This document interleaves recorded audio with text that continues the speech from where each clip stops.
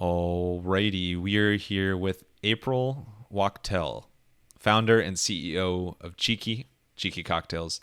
And we're going to get very cheeky today, but one of the coolest, most delicious companies ever.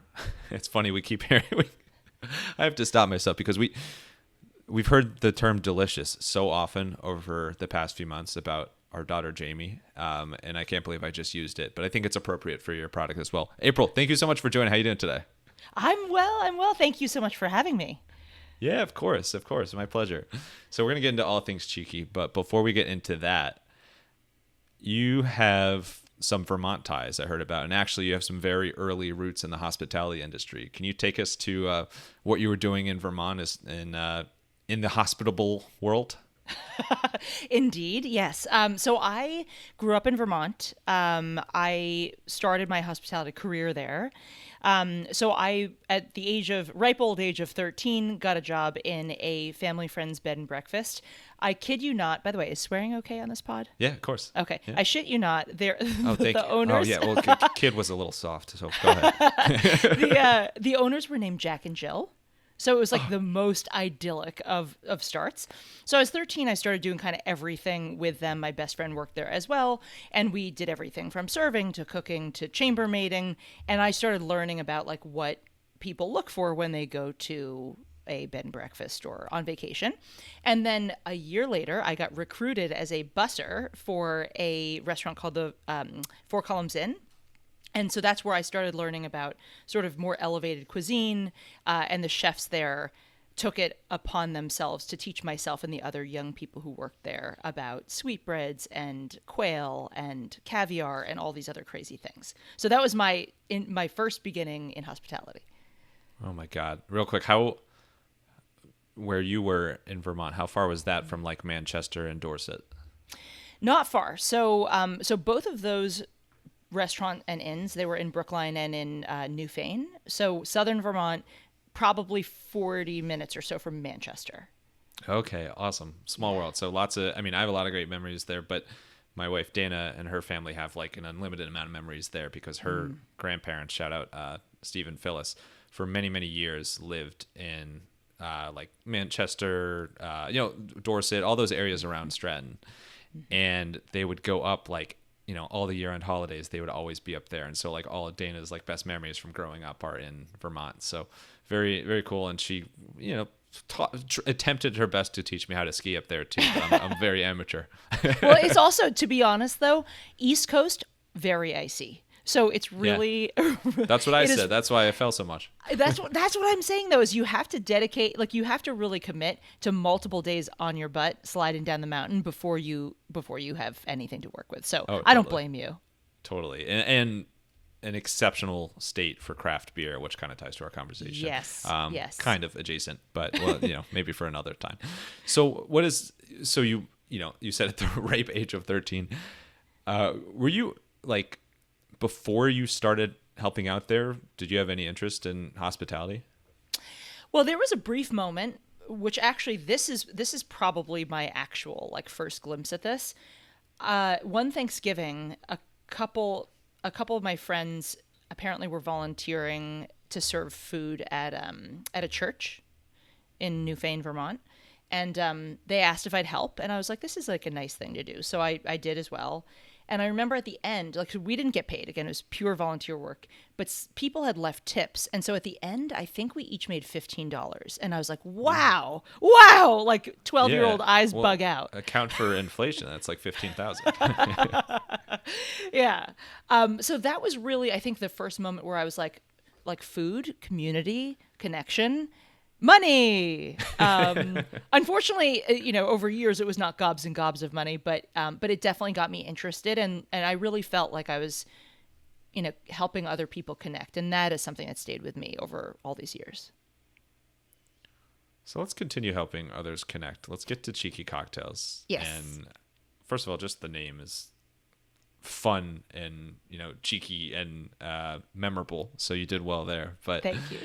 Really, really cool line of mixers and all sorts of cocktail improving things, we'll call it, that you offer. Really innovative flavors and designs and branding. So we'll get to all that. But what was like, I guess, what was the biggest thing that you learned back in Vermont or like in the hospitality world that you think kind of foreshadowed that you would actually start a line of, these mixers, non-alcoholic stuff one day? That's a little tough. So, you hear conversations with entrepreneurs where they say, my one aha moment was this. That was not the case for me. This was like the accumulation over many years, over many different jobs, where I figured there had to be something that other people loved, that was an opportunity in the market. I don't know if you've heard the term ikigai, but this is basically the concept where it's like, Oh, yeah. I heard it on another podcast, of course. Go on. You were going to explain it way better than me. no, that's okay. It's those things. It's like, what does the world need? What do you like doing? What are you uniquely qualified to do? And what can make you money? And so it was kind of over many years where I was looking for my idea. And then again, in my experiences as a bartender, as a manager, as a brand ambassador, as a cocktail instructor, all of those things kind of resulted in like, oh, this is the area that you're meant to start a business. You just have to like look for the opportunity. So it wasn't a single thing. It was more just like a gradual evolution. I remember now. It was so one of our podcast production clients is a magazine on the West Coast called Latitude 38, and they have a sailing podcast called Good Jibes, and they had a guest who named their boat Ikigai.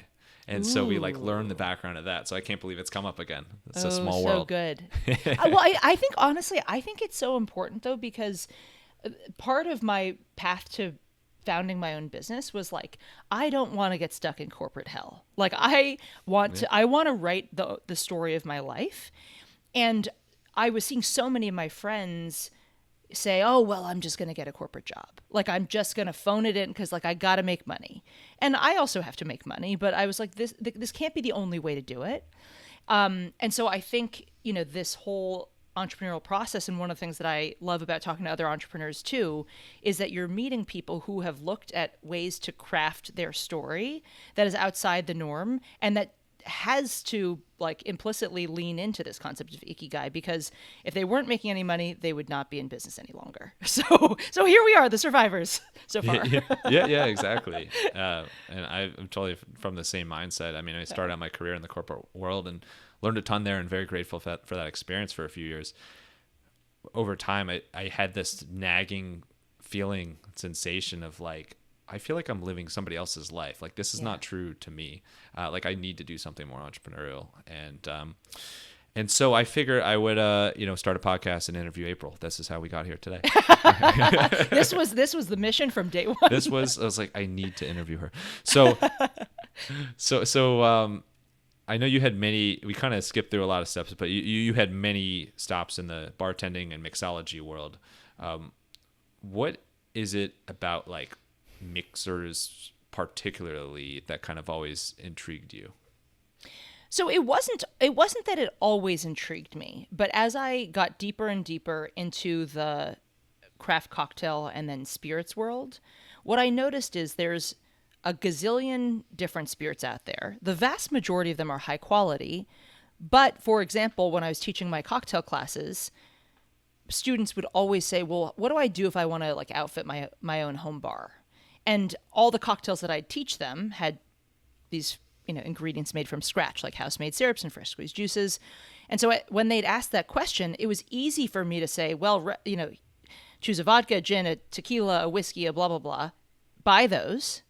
And then when it came to mixers, which are arguably at least as important, if not more so, than the base spirit, there were no products that I could recommend. So it was sort of just like a realization that like this whole craft cocktail phenomenon has taken off. People no longer want to settle. They don't want great cocktails in bars and shitty cocktails at home. Like once they get used to the good stuff, they don't want to go back. So it was like, well, how do we do that? Because realistically, millions of consumers are not going to make this stuff from scratch on their own. So it really was just, I feel like, revealed to me. And then it was salient enough for me to be like, okay, this is worth digging into. How much research did you do like before you started officially turning into a company of like the types of mixers and SKUs, we'll call it, to focus on? Very little. And the reason I say that, and I don't necessarily recommend that to people, but I'm being a little like self-deprecating, because those 17 years that I'd spent in bars and restaurants, that was the research. You know what people like, you know what cocktails they're calling for, you know which ones they, want to drink on repeat versus they're just going to try it once and never drink it again. And so that really informed the ingredients that I knew that we had to sell in order to get or to achieve the goal that I was trying to achieve, which is like making craft cocktails accessible to the masses. Did you? I guess there's so much background there as far as like the things you learn at the bar and things you learn working with people in the cocktail space like that. What do you think was like? Can you share like one of the key insights you learned from that time that, looking back, has like really shaped the direction of Cheeky Cocktails? Ooh, that's a good question. Yeah, so I would say one of my biggest insights is that people care very deeply about hosting. So it's, yes, the food and drink matters as part of this larger picture of like people want to take great care of their friends and family. And they also feel it's their opportunity to shine, or they feel very judged about it. And so there's like a lot of emotional things that are on the line in these moments of connection, whether it's at home where you're hosting or in the bar or restaurant. And so that's something that, is always in the back of my mind, because, ultimately we want to help people shine, or we want people to feel like really proud of the products that they can share with their friends and family. And so I would say that that's actually kind of our true north, is making sure that the products that we make and the way they're presented to people meet that need. And I'm not saying that we're always perfect at it, but we think about it constantly. Well, I'm going to say you're always perfect at it because it's my job. But okay, I will take it. Yeah, I know, very controversial. But in looking at like your branding and your site and your SKUs, I didn't plan to use the word SKU so much today. All good. Like it's really beautiful and like simply beautiful packaging, which I think goes really well with simple syrup, or syrup, however you prefer to say it. I guess, from Vermont, you could tell me. I say syrup. Perfect. All right. So syrup. No, I'm just kidding. So what went into like, once you started figuring out like kind of the direction you were going in terms of what you would offer, what went into the branding and kind of like that clean, bright feel that you have? All right. Well, there's some context that I need to share here that will definitely, unless people are like have been intimately following my every move for 10 years, they would not know this. So that sounds just creepy. Yeah, I'm going to go ahead with 0 of your listeners would have done that. So before Cheeky, I actually ran another mixer company for 4.5-ish years. It was called Swig and Swallow, and I kind of like to say it was like a shittier version of what we do today, which is honestly... More founders should say that about their previous startup. That's awesome. Well, it was a really good product, but there's still so many things that I just don't understand yet about, the decisions that people make when they purchase these things, how they feel when they're using them. Like, I feel like I'm a student of this entrepreneurial journey, but we had a lot of things wrong with that first business. Branding was a huge part of that, meaning that was one of the major things that we really got wrong. So I think my initial belief at the beginning of Swig and Swallow was like, if you make a high quality product that tastes phenomenal, the masses will come. That was not true, as I found out over the course of 4.5 years. And when, so in 2019, I had this sort of epiphany, which was like, this thing is just not working. Swig and Swallow is just not working. It should have gotten more traction by this point. We need to like make a huge, like major overhaul. So in that process, I literally deconstructed everything about the products and the brand name and the branding and the route to market and all that stuff. Did you deconstruct the cocktails as well? Actually, yeah, because no, I mean, I know you're joking, but like, actually, yes, that is one of the things that happened, which was they were previously like fully mixed margarita mixes, Cosmo, Mojito, etc. And now we make the syrups and juices that go into those cocktails. So they are actually deconstructed. But so anyway, one of the things that I knew we needed to get right from the start was branding. And so actually I invested in, I tried to work with a few different agencies. Everything they were coming back with was like too cluttered or too childish, or it just wasn't right. And then lo and behold, as I'm waiting for one of those agencies to give another revision, which was going to be at least a month or two, COVID hits. And so COVID hits, and I am forced to, make all these decisions about what the label's going to be, what the products are going to be, what bottle size it's going to be, all that stuff. And so I did everything from designing the first packaging, inclusive of the full label, the SKU mix, so the different initial products that we launched with, the website, the photography, the fulfillment. I personally was hand sanitizing every single piece of citrus and juicing it myself. Because again, it was lockdown. And so nobody could be in the same place.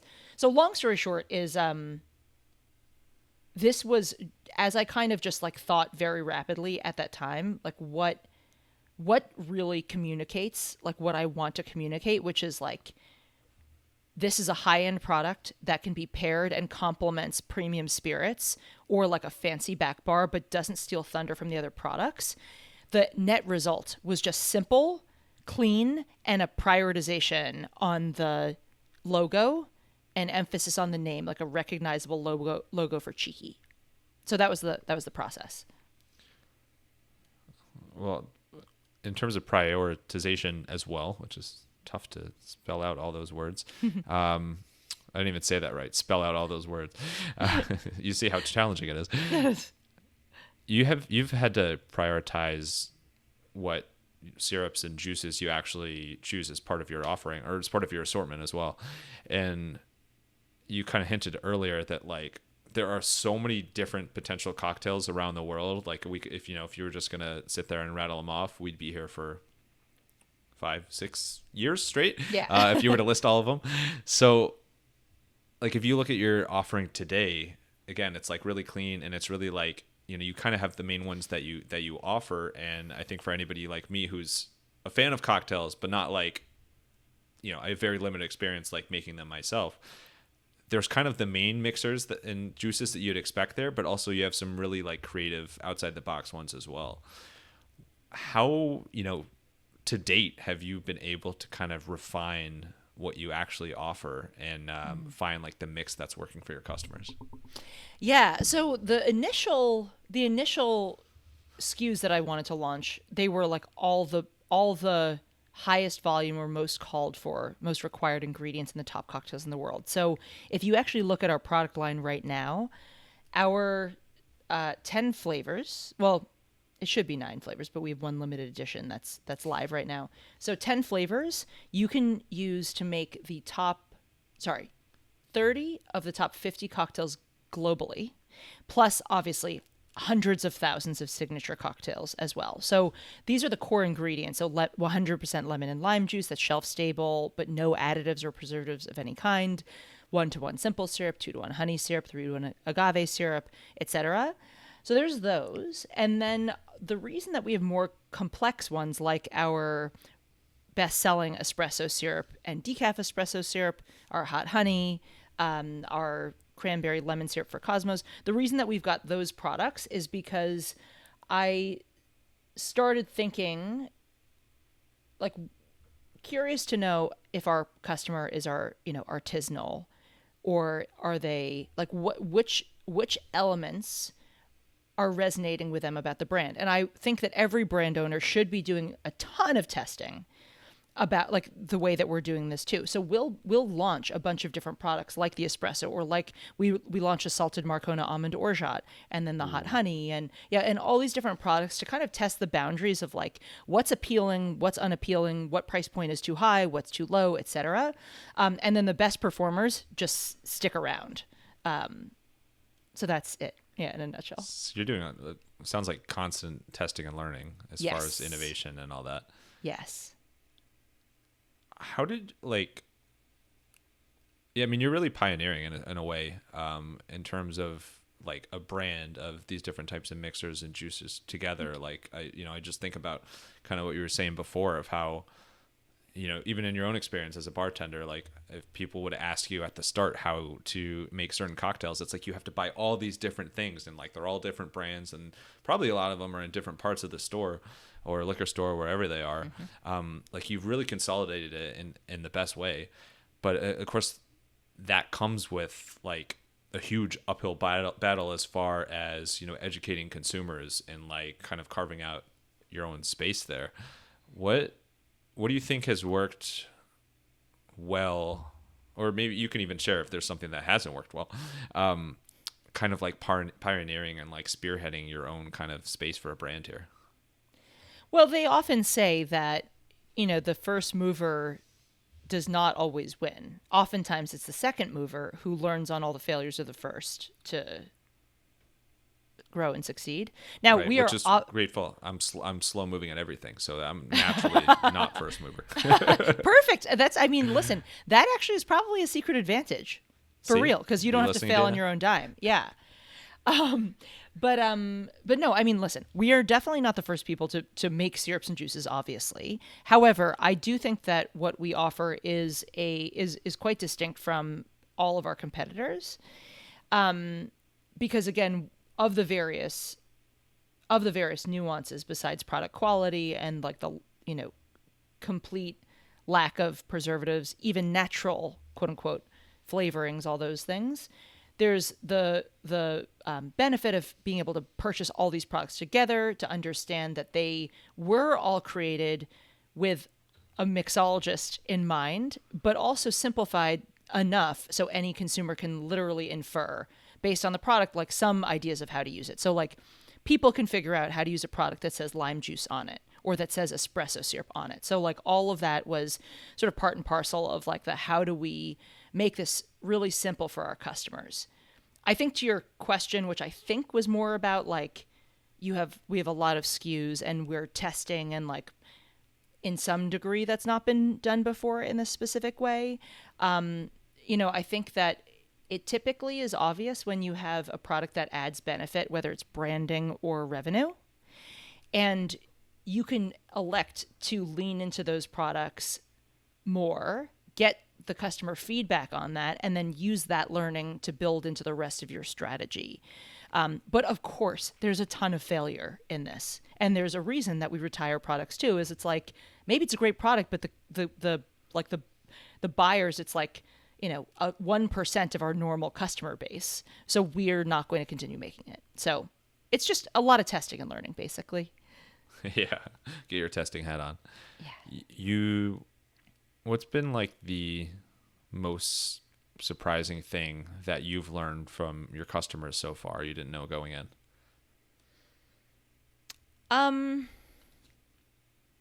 Well, this is part customers, part just like the current social media environment that we're in.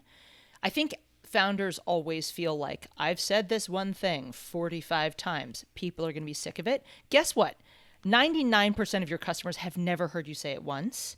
And so I think that I often feel like I'm at a loss of what to say about our product line, because I'm like, well, it's so obvious. Like we've been saying this for 400 years. And it's like, no. People really are very busy in their lives. They are not focused on, again, following your every move. And you need to make sure that you are hammering home your product attributes, why they should care, and how to use it, like constantly. So that's something that like I always need to remind myself of, because it's so easy to forget. Yeah, that's spot on. And to get real meta, like a lot of people listening to this, it might be their first time hearing about your company to begin with. So it's like you have to, to your point, as an entrepreneur, you have to have your, I hate that term, but elevator pitch ready at all times. And that's a good idea. Is just kind of remind yourself to focus on like your key attributes, whether it is a product or a service. But you have wonderful products, and you've had great growth over the years, as far as distribution and branding and all that. If you had to pick like one big thing that has most driven the growth, what a beautiful sentence, over the years of Cheeky, what would that top thing be? This is going to sound terrible, but honestly, COVID. Like, we listen, it was it was a terrible event for the world. And, we all suffered in a range of ways through it. And it's a very serious thing, obviously. Also, I would be completely dishonest if I said it didn't help us, because the timing of launching into March of 2020, one of the hardest thing, or probably the hardest thing about a new brand or a new company, is breaking through the crazy amount of clutter there exists to get your, to go from obsolescence to people knowing about you. So the fact that we had so much inbound because of the timing, that probably saved us like 5 years in terms of like just growth trajectory. Now, that being said, of course, it was also terrible, again, for so many reasons, one of which is like we couldn't actually have any staff at the facility for months, and we couldn't, there were all these other issues, but I think that I would be a fool to say that we didn't benefit from the exposure in that time. Oh, totally. And it's probably one of the things that you end up talking about a lot. And, obviously with so many overwhelming negatives of it, it's probably you're like, oh my God, here we go again, where I have to like kind of give the disclaimer every time I talk about it. But yeah, unbelievable timing you had. And I remember, not even just tied to your company specifically, but just overall the trends of like people were never doing happy hours at home until then. Like like there was just so much, like the family Zoom happy hours and cocktails like that. Like it was just an incredible time where people started to get into drinking at home and mixology and everything like that. Also the growing trend of people doing mocktails instead of cocktails, and like you're right there as well. But obviously that was a huge macro trend, we'll call it. I always forget headwind, tailwind for your business. But I would also argue that like you and team, like you had, and maybe you were the team at that point, you had everything like ready to, like you were prepared for that success, or you were prepared to, battle for that success and, meet it as demand and meet people's needs in that crazy, crazy time. So I just can't get over that timing. Unbelievable. Yeah. So let's switch gears a little bit. I love hearing from founders more about like what you're like as a person, what you're like as an entrepreneur, not as much like in the business stuff as well. And just from doing so much research and prep, and as you mentioned, stalking your every move for the past 10 years, I learned that like you're just an incredible entrepreneur. And I heard somebody refer to you as a student of entrepreneurship. Like you really take the time to study and learn and work on we'll call it the fundamentals of entrepreneurship. But from your standpoint, I'm curious on like the inspiration and creativity side. So from the inspiration side, like what's kind of like your process for like learning as an entrepreneur? Like what sort of people or materials or things do you take in that you think kind of helps you on your craft? Well, this is going to be a perfect pitch for your business, actually. Thank you. Just teeing it up. I love podcasts. Like podcasts are one of my major sources of inspiration and resources. So I listen to a handful of podcasts while I'm doing a million other things. So, whether I'm driving or biking or on the subway or working out or whatever it may be, 9 times out of 10, I'm listening to a podcast. And this is going to make me sound like a total freak. I don't care. But most of the time it's on like a 1.25 to 1.5x speed, because I'm trying that's to not total. learn. I thought you were going to say like 3 times speed. I've heard of people doing that as well. Well, it depends. It depends on the pace that the people speak at, obviously. Yeah. Oh, for me, you could do that. Yeah. Okay. Yeah. No, because it's nice to have it slow, but if you're trying to learn fast, you got to have it fast. So that's a major one. So I ingest a lot of information that way. I also feel like just general immersion is like the only way that I learn. Immersion and like experiential learning. So like, for example, I did this major deep dive. I've been listening to Alex Hormozy's podcast called The Game a lot recently. He does a lot on like just high level to like tactical and technical ways to scale your business, into the hundreds of millions of dollars. So I've learned a ton from him. I probably listened to over 20 hours of his podcasts on like funnel building. And then I took those learnings when I felt like I had like a baseline understanding. And then I did a whole like deep dive online looking for all these different resources, like what software is best for like building marketing funnels, how like actually how that interacts with organic social media, blah, blah, blah, conversions, leads, offers, yada, yada, yada. So like that's an example where like I took something where like I just learned the baseline stuff via podcast, and then I just did a deep dive and started working with the software to like get myself fully kind of up to speed. Yeah, I have always been thinking like, there's been no better time if you want to learn something. Like if you want to just learn something on your own, by your own drive or whatever. Like obviously, you and I are biased that podcasts are an incredible way of learning. But between so YouTube are all your and listeners, I'm sure. yeah, of course. In between YouTube and online courses and just Googling or ChatGPT or whatever your preferred AI search, it's endless the amount of information at our fingertips. And I think the vast majority of us often get in that trap of like getting stuck on something, and it takes a little while to be like, just like look it up or go, it's like I like that word you said, immersion. Like you can immerse yourself in so much. You can also immerse yourself in cheeky cocktails. But yeah, you have to pitch my business. I had to pitch yours. But it's such a great time for that. By the way, your pitch about, as you said, it was for my business. I think some of those examples you shared are literally from a paragraph I have on our site at Max Podcasting. So you really did well about listening in the car and the train and all that. On the podcast note, not that we're fans of podcasts, but besides the one you mentioned, what are some like your all-time favorite podcasts in terms of ones that have inspired you, whether inside or outside of work? Yeah. How I Built This is my absolute favorite. And this is basically a humble brag. I got on it the other day. No way. Like you just got on?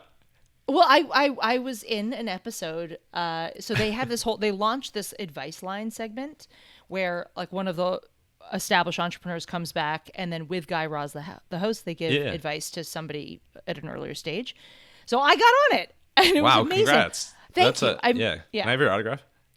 No, I was fangirling so hard. Like, Yeah. oh no, this is like bucket list.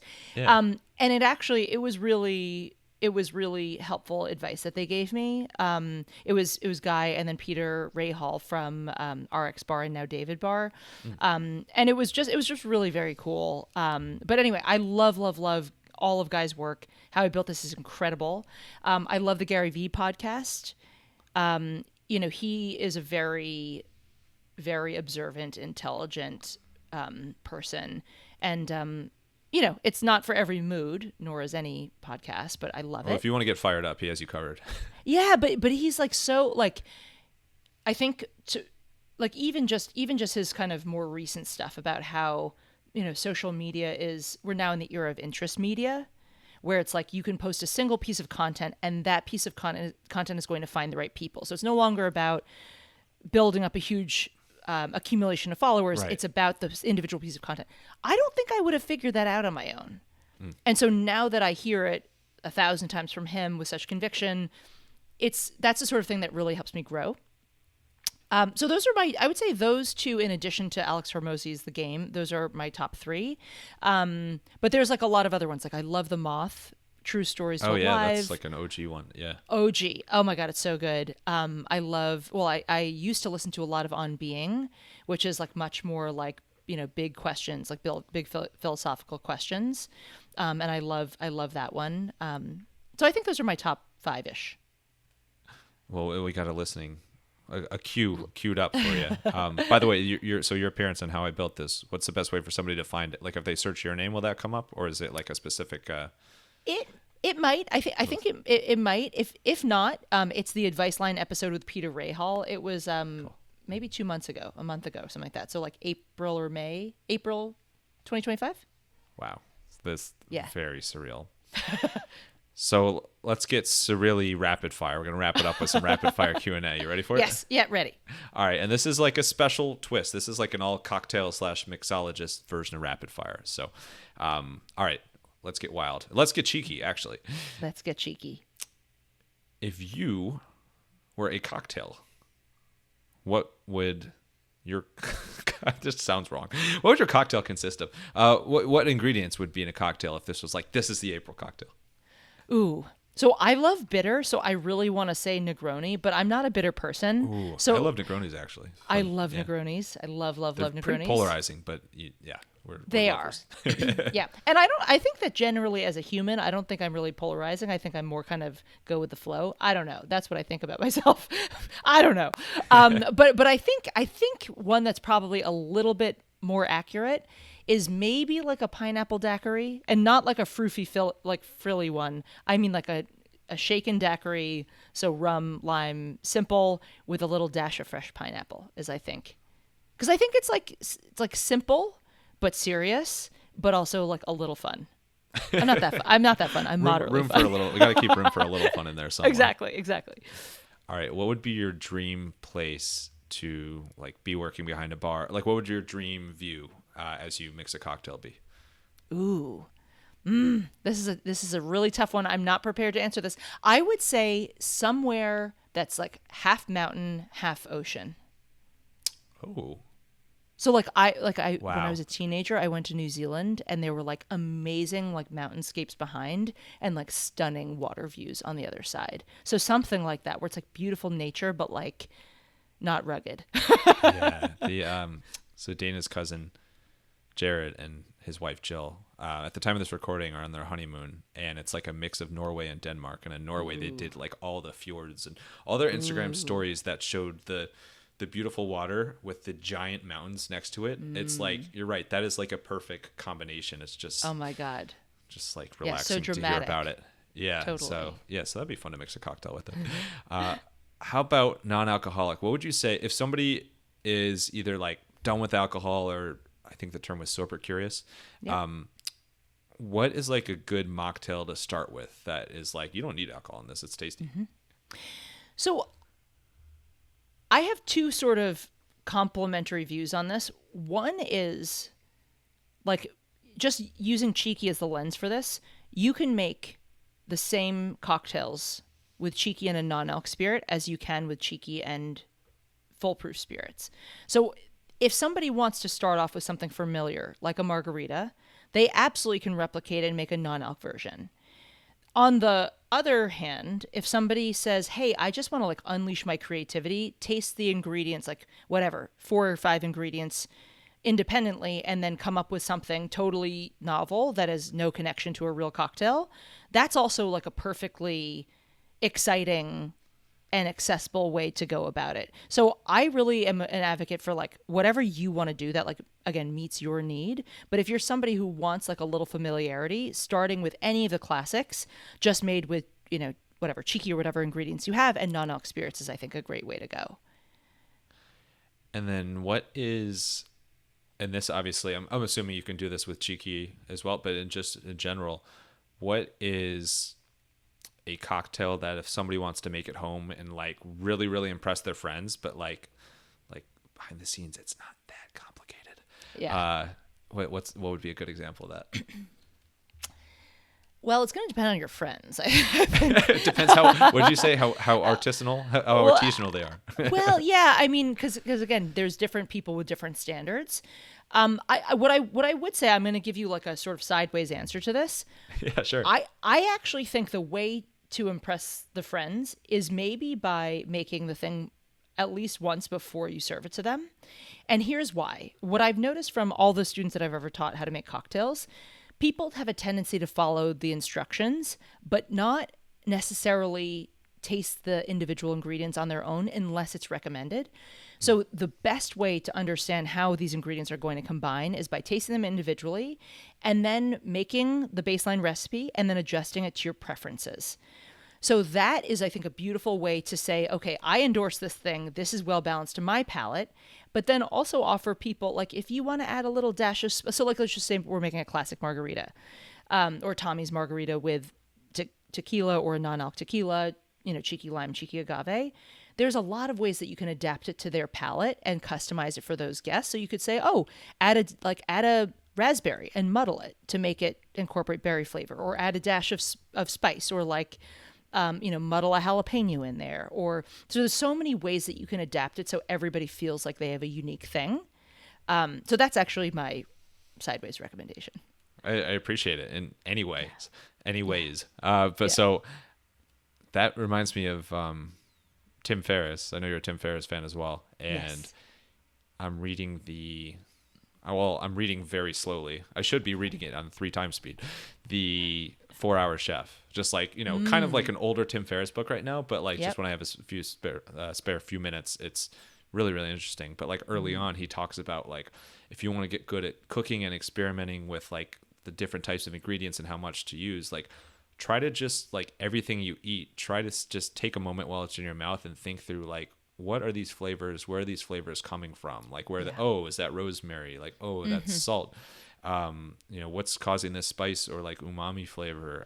And so that's like exactly what you were saying from the cocktail standpoint. So I think practice and experimentation, it really flows through the examples you share with your company, like testing and learning. That same thing applies to making cocktails as well. Totally. And can I actually share one more example? Yeah, sure. I know you can share 1.5 speed if you want. So here's another thing that I would teach all of my students making cocktails. So one of the classes that I would teach was like how to unleash your own creativity. And it really is just saying like, there's no quote unquote right way that you have to do it. This is about what your preferences are. But what's really important there is, like any experiment, you really kind of want to have a control and then different iterations. So for example, when I would when I would teach people how to use citrus twists in their cocktails, I would say, okay, in this cocktail, let's just say we're going to make let's just use the margarita again. We're going to make a margarita and we're going to use a citrus twist to add additional aroma and flavor. And so what we would do is we'd make one drink one margarita, then we'd split it out over like 4 different little cups. One you leave ungarnished, one you put a lemon twist on where you express the oils over the surface of the drink, you rub the oil on the rim of the glass, and then you drop it in.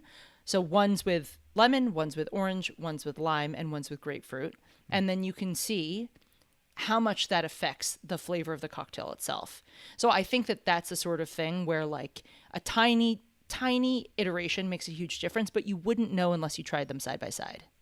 Yeah, and that's so fun. It's like when people try back to food. Clearly, I'm hungry right now. when it's like some of those random combinations, like what is it, like prosciutto and melon, like some of those random combinations that if you just slightly twist it, or what was it in Italy? Oh, they did a little bit of balsamic on ice cream, like stuff like that is like, it's amazing combination. So so fun to test them. Totally. All right, last one. I've been dying to know this because it has to be so fascinating as a bartender. Just keep going back to your bartender experience. What is the wildest thing you've either seen or heard while tending a bar? Ooh. Wildest thing. Hold on a second. Let me just scroll through like 13 years of experiences.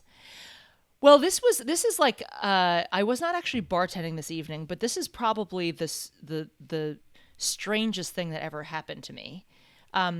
I was managing. I was the bar manager at this restaurant that's now closed. It was called the Gallows in the South End of Boston. And one night I was managing, and the construction of the space was such that the bar was in the front, right near the door, and then there was a stairway in the front that goes down to the kitchen. And then if you go all the way to the back of the restaurant to where the restrooms are, there's another stairway that goes to the back of the kitchen. So long story short is, I'm observing the floor. I'm not behind the bar. And this guy comes in. He's well dressed, but he's clearly not with anybody. He's just kind of standing there. And I'm like, that's funny.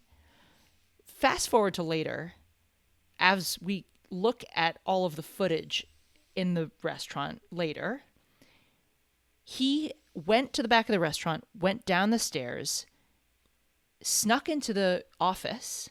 And mind you, there's like us, like I personally walked out of the office, then he walked into the office. And then he broke into the safe, took some things, including my wallet from the office, took off, and then later came back, crowbarred open the back door of the restaurant and stole the physical safe out of the back. Oh my God. It was and mind you, this was not like a terrible neighborhood. Yeah. This was like very well heeled, like brownstones and this and that.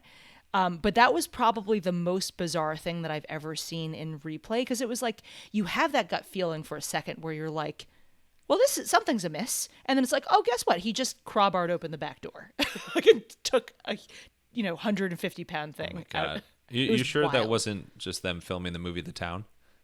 It was not. It was not. But it was wild. And then actually, funny enough, we actually found out that same crime of stealing the safe had happened at the location. I think it was 2 times before that.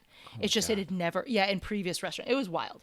I mean, there's all this wild stuff that happens, but that one was very strange. Well, I'm glad that you were safe and everybody else was safe, and that, like, oh my God, it was a lot of there's a lot of not good people out there. Well, Yeah. April, thank you so much. We'll end on that wild note. Seriously, thank you so much. I absolutely love what you're doing with Cheeky Cocktails, and really appreciate your time and stories and lessons. I know if anybody wants to try out Cheeky Cocktails, they can learn more and try out anything at cheekycocktails.co. Correct. Is that how you say it? Co? C-O? Yep, .co, no M at the end. Yes, exactly. And where's the best place if they want to connect with you online? Best is probably LinkedIn. I'm very active over there.